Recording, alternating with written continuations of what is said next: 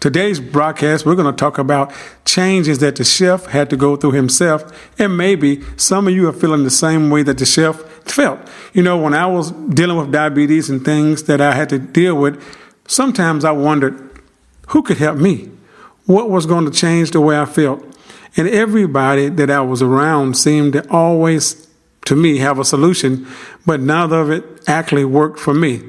You know, at the Chef Timothy Moore Show, this podcast is about reversing diabetes and keeping you healthy. The numbers continue to be staggering. And I remember when I was first diagnosed as a diabetic, and I was maybe 25 years old, 22, bulletproof, going to college, thinking nothing's wrong, eating everything I want to under the sun, and just thinking that I could overcome this thing. And when I was told that I was diabetic, because my story, I was at a street light. I know some of you don't even know. I was at a street light and everybody was upside down, and I couldn't understand why everybody's upside down, which everything seemed normal at the time. Now, I don't know what you're going through, but to me, that was an eye-opener, because when I went to the doctor in that town that I was traveling in with some friends, my blood sugar was 500 off the scale, and they was kind of scared, not knowing what to do. But understand my lifestyle, my diet, my things that I was doing was really bad. Now, some of you might not be as bad as me, and some of you might not have the issues that I was having at the time. But we're dealing with diabetes. We're dealing with situations that are controllable, but at the time I wasn't taught how to control it, how to understand it, and what's to deal with. And today there's so much misleading information out here about diabetes, which is an autoimmune disease, which can be prevented. It can be reversed. Now, in dealing with type 1, we go a different little structure on it, but you know what? It can be reversed too. Now, it's a little more work involved, or it might be a little more controlled, but remember, when we're talking about diabetes, we're talking about getting you healthy, understanding fruits and vegetables, understanding foods, carbohydrates, simple and non-simple, understanding processed food. But my story, I was just like everybody else. I was a young guy, and I was running around, and I was in pretty good shape, and just thought that, as everybody else thinks, that it's going to be all right. But I was surprised to realize that how out of shape I had become, even though I was a football player and I was pretty athletic. But I let my body get to a point of not really caring about what's happening, because, you know, I don't know about you, we all fall in these traps. You know, we get out of school, get a job, life is supposed to slow down, and I fell in it like everybody else. That's what it was about. Lo and behold, I come to find out there was a little more in tune to that than just getting a job, falling in the traps, and not knowing what to do. So I had to learn some things, and I had an eye-opener. And understanding that my first doctor I met put me on a medicine, a tablet, half a pill, told me to come back and see him in a month. But I was blessed that next to my doctor's office was a chiropractor, and the chiropractor said, hey, man, you're not going to get well from that doctor. Now, you have to understand, when I was a diabetic, back in the day when I first started this journey, chiropractors was considered quacks. Yeah, they wasn't even regulated. They were just some unknown guy. But this guy educated me enough to understand that I thank Dr. Lord DeLute for what he did for me back in the day, to showing me some simple, nutritious things that could change my life. But still, as everybody do, being 25, 24, you know, we bulletproof, and we start feeling better. We look good, and we little weight off, and everybody tells us how we look, and we believe that hype. And we gradually go back into doing the things that we did before we got that weight on. And that's what I did. And it wasn't happy. And now, the next thing you know, I went from taking a half a tablet to a tablet, from one tablet to two a day, from two to 2 shots a day of insulin. And it was out of control. And I'll never forget this other doctor I went to, Dr. Louis Kowalski. He was like a German guy. And he said, you can't go to the auto parts store and get you a new eye, a new leg, a new heart, a new liver, and all that stuff. He just broke it down to me. He said, young man, if you don't make some changes, you won't see a certain age, because you're either going to be blind or disabled, or someone's going to be taking care of you, or death itself from a stroke or a heart attack. Kind of got my attention, but it took a little while longer before I realized what I was doing as a counselor, that I was steady getting big. And so I arrived at about 360 pounds. And then it got to the point that I couldn't even walk to the mailbox. Now listen, y'all, to the mailbox to get my mail without taking a folding chair, because I was out of breath. Man, you're talking about epiphany, changing your lifestyle.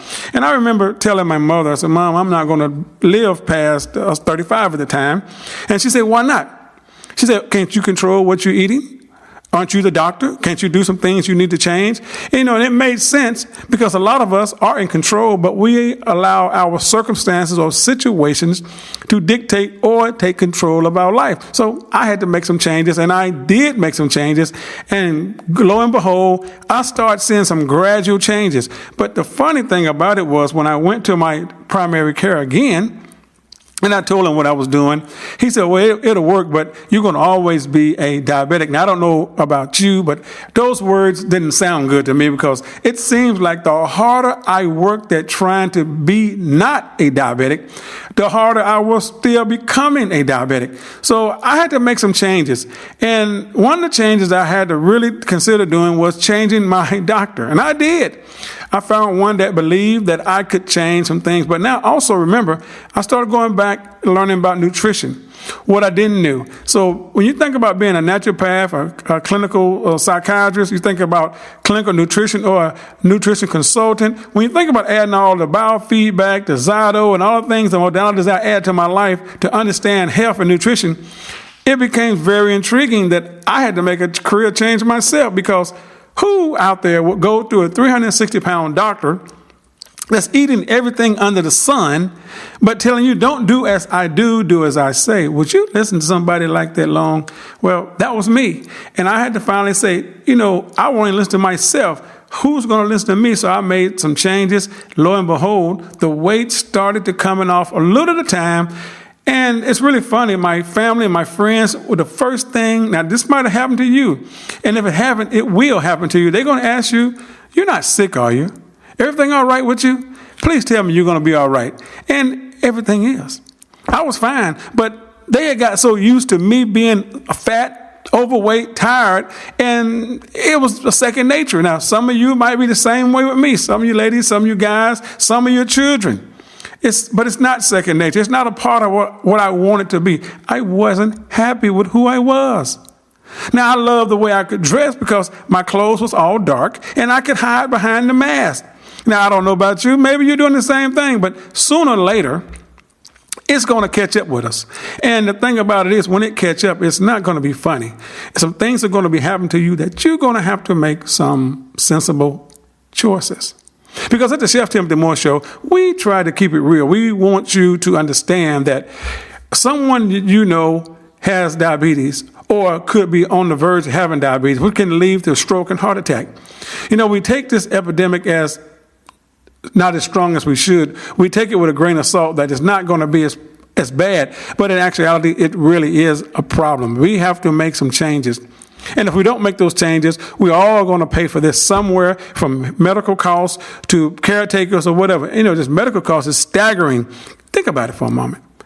They've spent $245 billion up to 2012, the new numbers, on diabetic care a year.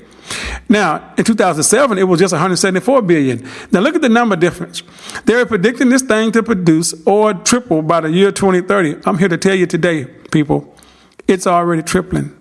Look at our children. Look how many of them are diabetic dependent on insulin and drugs at 8, 9 years old. What are we going to do to stop the madness? Look at yourself. Like I look at myself. We're eating everything and we are not taking care of our life. And then we're blaming our situation on someone else. You know what? When I was writing books and looking at things about myself, I had to learn some stuff. I had to learn how to love me. Now, the question is, do you love yourself? And if you don't, we need to work on getting you to love yourself, because that is the key component here in reversing diabetes. You see on the TV, you see on the radio, you see in print and news and everything, it's always a quick fix. I'm here to tell you there's no quick fix in reversing diabetes. But some simple changes, I'm going to give you a couple of them. If you change some simple things, what you're eating, if you get some exercise and you walk a little bit more and you get some more rest and you look at what you're eating versus on an impulse or an emotional component, you're going to notice that your lifestyle, your life will change. That's the beauty of change. There's nothing like change. You can read all the books, look at all the literature, get all the expert advice, but if you don't make any changes, it's not going to work. And the thing about expert advice that I find out, most experts that's dealing with diabetes, they've never had it. Some of them have, but the majority of them haven't. Or they've been around someone that has diabetes, but it's not like you've had it. Now, myself, I can tell you, I felt it. I felt the neuropathy. I felt the tingling in my hand and my feet. I saw the blurriness in my eyes at one time. I saw the uncontrollable eating patterns. I saw how I made excuses of not wanting to do things with everybody else. Is that you today? Are you making excuses not to have fun with your friends or not to be around your family? Always coming up with something because something's in the way? I was there too. How do we change it? What do we do about it? How do we make sensible changes to our life? What is causing us so many issues? It's not that complicated. But at the Chef Timothy Moore Show, we're going to show you some simple ways how to change some things that you're doing and live longer. Living longer to some of us seem like a journey. Seemed like we would never get there, but we can do it. We're going to talk about a couple of things today, but the 3 pillars that I really like about when we're trying to find out why an individual is a diabetic. We all think that it's hereditary. My family member, my sister, my brother, we all got it. But how about looking at lifestyles for a moment? There's really 3 things that really can cause a person to be diabetic or deal with cancer. Is basically emotions. Emotions have a lot to do with a lot of our ailments. They control everything. And when we're dealing with emotions, one thing emotion does, it puts a trigger of wanting to eat those foods that we know that are not good for us, but because we don't care at that moment, what happens, we just indulge and get in trouble eating foods that what causes us problems. So when you look at it, how would my emotions, because right now if something's going wrong in your life or you're under stress from a job or relationship or children, just look at your daily outlay. If you take a journal and was to write down what you're eating all day long, you'll be amazed at the end of the day or end of 30 days or end of 10 days that how much food that you're probably eating that you wouldn't have normally have eaten. And as you chart that journey, also, if you was to chart why you ate that, say, ice cream or that donut or those bag of chips or that hamburger that you never eaten until all of a sudden you start going back to eat, put a note why you ate it, what was going on at that moment in your life. And what you'll reflect back from your notes is something tragic, something emotional was happening at that point. So as you go through those things, you understand that it wasn't really you. It was an emotional component that jarred you to make you do some things that normally you wouldn't have done. So a lot of times we say, well, I don't know why I'm eating this stuff. This is not me. I don't know I reacted that way. This is not me. But it has become you. So we look at that emotional component, and if we get that emotional control under control, it's amazing how well that we can deal with a lot of things and help you get a lot better. And then another issue that we're dealing with, number 2, is on diabetic is starches. I don't mean good starches. We eat so many of the bad starches. We overload our system, and our system don't know how to handle them. Because most diabetics don't do any exercise. And it's not about weight. It's not about being obese. It's just that we're eating the wrong type of foods, starches. We're inundating our body with stuff that our body really don't want. And if you think about it, the body tells us a lot of times what we don't want to eat, but guess what? We don't listen to the body. We do our own thing, and we don't worry about it. And it gets us in trouble. What are we going to do? How are we going to conquer this? What are we going to change today in our diet to live a healthy life? Our diet? Well, it's not complicated. What are you going to do? How hard is it to make changes when you are in control? See, sometimes the in control part is the part that gets a lot of us in trouble because it's amazing how food has a hold on us. It's a comfort zone. It's one of those situations that no matter what goes on, if you left your job today, right now, going home, and someone called you and it interrupted your emotions or caused your psyche to go another direction, it's amazing what you will pull over and go get to eat to change what you're doing. Man, we need to control that stuff because we are in control. We're in control of everything that we're doing. I know sometimes it seems complicated. Sometimes it even seems hard to just stop doing what we're doing, but we can do it. Just make those decisions to stop eating the junk food. And as you make that decision, you're going to be amazed how healthy you are. And then liquids. what we're drinking has a lot to do with our health. The water. Are you drinking alkaline or pure water? Or are you drinking just junk water? I know somebody say water is free. Free ain't always free. You got to look at the source, where it's coming from, because a lot of times the water that we're thinking is free or is good for us is really loaded with toxins. You know what? Toxins. That gives me another thought about them toxins. Do you realize, for you that don't understand toxins, let me break down the 100% how toxins leave or exit the body. Because a lot of us are misled thinking that, oh, my toxins are gone because I went and had me a foot bath and it took out all my toxins. Oh, I feel great. Now, you do feel better. Because what the foot bath has done, it didn't remove that many toxins, but what it does, it electrifies the heart. It gives you more life. It revives you because what that water does to the feet, and it gives you more circulation into your body. Now, if you think about this for a second, when you look at it, 60% of all your toxins come out through your mouth. 60%. 30% comes out through the skin.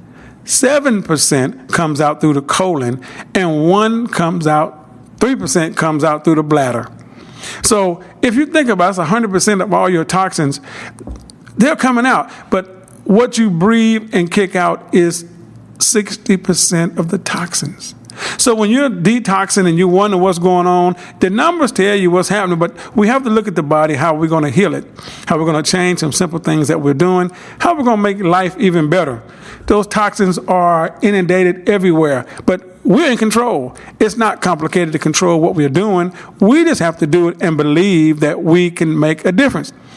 Are you overloaded with toxins? You know, I hear it all day long. People come in and always asking me, well, what can I eat? What can I do?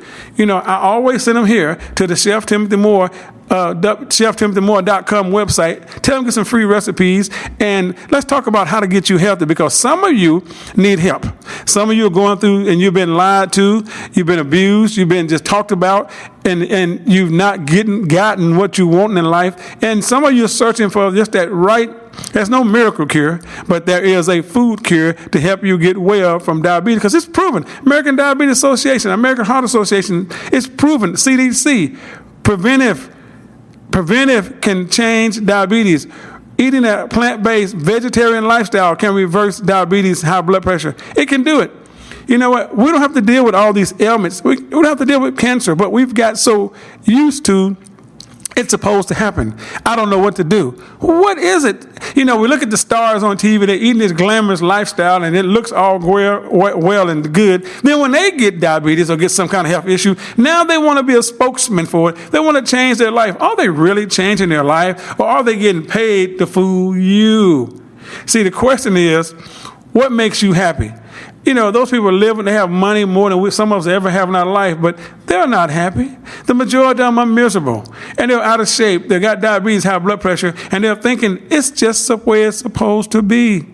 You know, who cares about me? Who cares about you? How about caring about yourself for a moment and living for the day? Because you only get this journey once. Now, some of you might come back if you think. If you do, great. But I don't know. I can't say who comes back, who don't. But I know one thing, when it's dealing with your health today, I'm the one that want to help you understand that you can reverse diabetes, high blood pressure, fibromyalgia, whatever it is. Because you know what, when I talk about my new book, 47 Tips to Reverse Diabetes, man, when you look at those tips, you know, they are simple tips to reversing changes in your life. And we don't have to go through half the things that we go through. This is not about me, it's about you.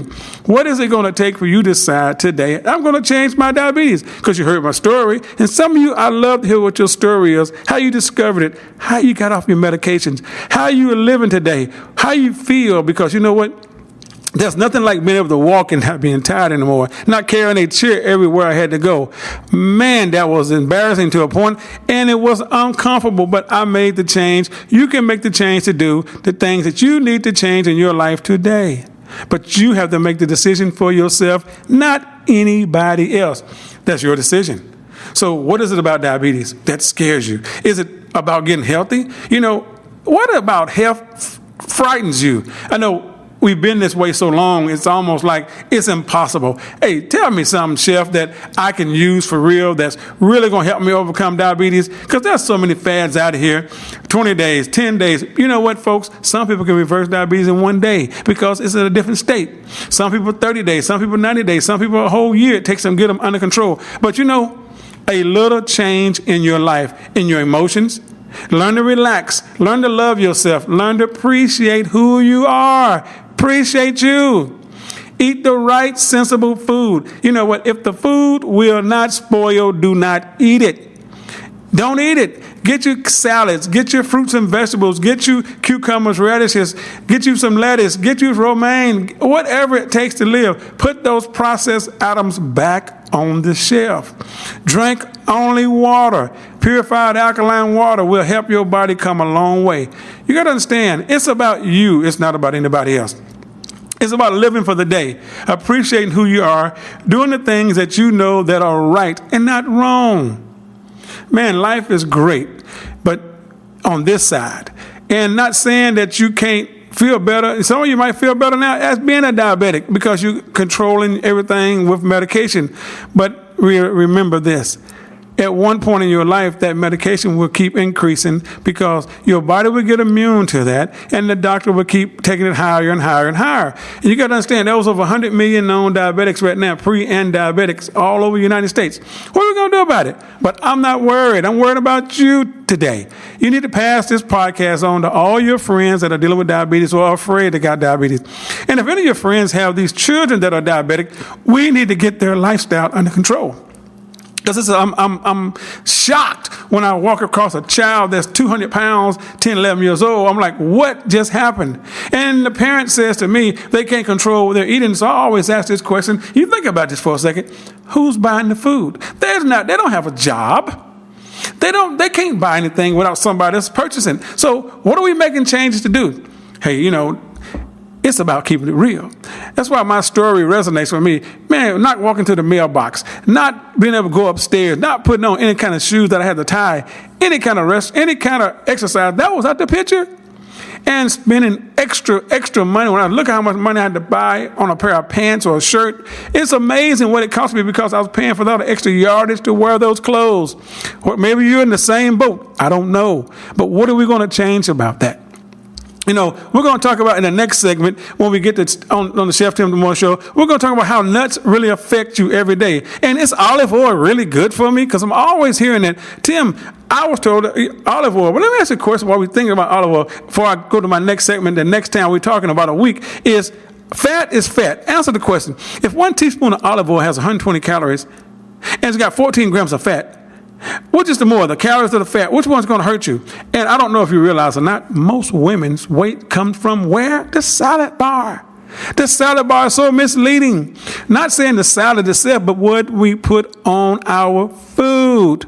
It's so processed. You think about how many calories are in four ounces of salad dressing. You probably look about 900 calories in there. Look how much sugar's in there. And we're wondering how we can turn a good 200-calorie salad into 1,100 calories. And we go home and we go to work and we say, I had a salad for lunch. But if you noticed, you're not losing weight. If you notice, your blood sugar is still high. If you notice, you're sleepy when you get back to work. If you notice, you're getting super tired during the day. Why? Is it your adrenals? Or is it the food that you've eaten that day? You know what? Diabetes is a passion of mine. I love working with people with diabetes. I love seeing the results of people make some small dietary changes. Diabetes is under control. And they go back to the doctor, and the doctor tell them, well, yes, your numbers are great, but we want to keep you on this medication because guess what? You're going to go back to your old ways. They don't say it to you like that, but they know in the back of their mind that the average person is not going to keep living that way because they know because the society we live in, it makes it kind of hard to live in this world diabetic free. But guess what? You can do it today.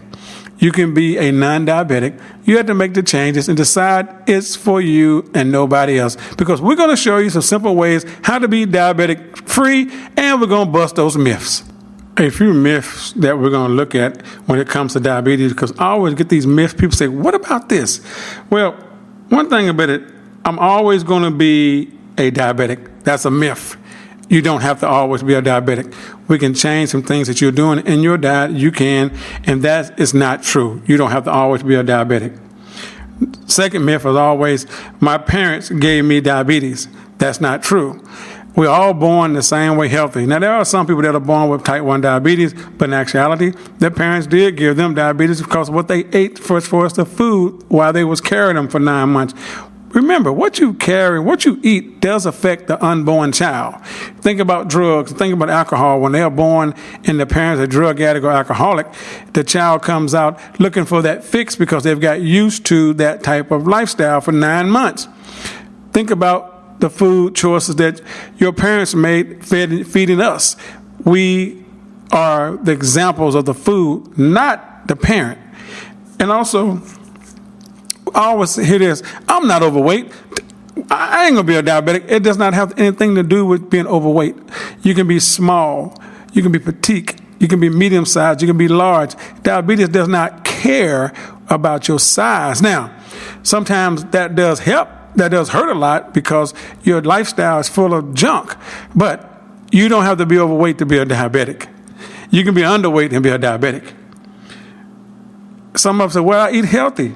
I eat very healthy, but that's not going to get you what you want because it's actually causing you more harm than good. So you got to look at your food choices to make the right choices, the ones that's going to benefit you and keep you positively living healthy.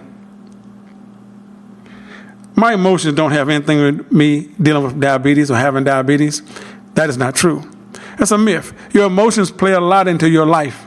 Your emotions control a lot.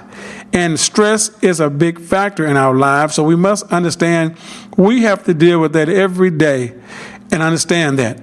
But if you was to go to ChefTimothyMoore.com, sign up for the recipes, get interactive, find out what's going on with the chef, be a part of the community, go to Facebook, go to Twitter, follow me at Chef Tim Moore at Twitter, and go to Chef Timothy Moore at Facebook, become part of the community, understand some things that diabetes does not have to take control of your life, and also share this link with some of your friends. And another myth, I can eat anything I want to eat and continue to take my medication and my diabetes will be under control. Oh, I wish that was true, but it's not true. You can't continue to eat anything you want to eat and continue to take your medication and hoping your diabetes is under control. Let me ask you a question. Some of them taking diabetes medication for 20 and 30 years, and you're eating what you want to eat. But think about it. How many times have they raised your medication? How many times have they give you some other medication to offset that medication? What you eat has a lot to do with diabetes to offset it. So you got to be sensible and look at what you're eating to control the things that are affecting your life. And the last myth, sugar is sugar. That is not true. The body knows the difference of what sugar is and what sugar is not. You must understand, to get that under control, we must control it. Because that little white devil, that sugar, is a controller. It goes hand in hand. And the next myth is high fructose corn syrup. Does it affect me? Yes. In every way possible. Everything that you eat processed in most cases have high fructose corn syrup. Look at the ingredients. Learn to understand what affects the body and what does not. And high fructose corn syrup, it's one of those misleading numbers that actually gets us in trouble. So what are we going to do? We're going to look at the myths. We're going to look at what we're eating. We're going to make some small changes. Remember, some of us didn't get this way overnight, and it's not going to leave you overnight. It's going to take a moment for this to comprise and come together. But as you go through this journey, chart your journey, write down things, what you're eating, and also write down what you're feeling after you've eaten your meal to see what kind of chemical reaction your body's having or emotional unbalance. It's amazing how you can feel well one moment, and after you eat something, you feel totally terrible the next. I'm not talking about an upset stomach, but it causes your emotional diaphragm to move. So we got to look at what's causing the reaction. What foods are triggering us to have some type of whatever, ailment, whatever, emotion, uncomfortable feeling. So think about it for a second. Diabetes, it can be reversed. Yours can be reversed. Your weight can be dropped. Your fibromyalgia, your lupus, and high blood pressure, all that can be changed with some simple lifestyle changes. And you know what? I'm not telling you not taking your medication. That's between you and your doctor. I'm not going to ever tell you to come off of it, but your doctor can take you off of it. And if they don't, find a doctor that will, because you know what? There's nothing like being healthy. There's nothing like feeling great about yourself. So this is Chef Tim. Man, we're having a great time. Looking for the next week. We're going to talk about oil and peanuts, how they affect the body, how nuts can actually make you gain weight overnight. Think about it. What if you ate 16 ounces of nuts in a day and gained a pound? Could it be possible? You know what? Next week, sure. And then how is olive oil really affecting my overall health? I thought it was helping my heart stay healthy. But what if olive oil was giving you a heart attack? Hey, come to the Chef Timothy Moore Show. Listen live. We talk to you soon. Be blessed. This is Chef. See you next week.